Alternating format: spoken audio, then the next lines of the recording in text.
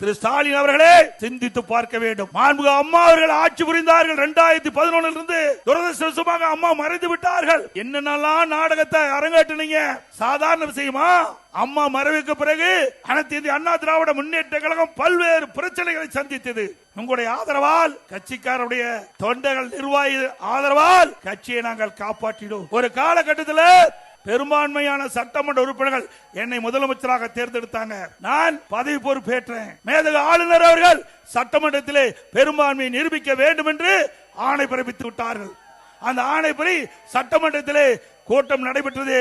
பெரும்பான்மையை நியமிக்கின்ற போது, பெரும்பான்மையை நிரூபிக்கின்ற காலகட்டத்தில் திரு ஸ்டாலினும் அவருடைய சட்டமன்ற உறுப்பினர்களும் எங்களுடைய மேஜை மேல் ஏறி சட்டமீற்ற மாமன்றத்தில் முதலமைச்சருடைய மேஜை, அமைச்சருடைய மேஜையில் ஏறி டான்ஸ் ஆடுறாங்க.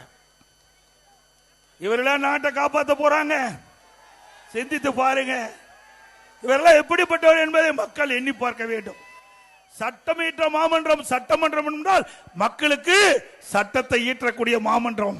அப்படிப்பட்ட சட்டமன்றத்தில் சபாநாயகர் ஒரு தாழ்த்தப்பட்ட வகுப்பை சார்ந்தவர்.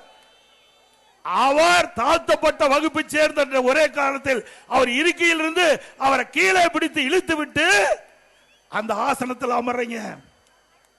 அப்படி செயலை செய்த கட்சி திமுக கட்சி. இப்படிப்பட்ட கட்சி ஆட்சிக்கு வரணுமா?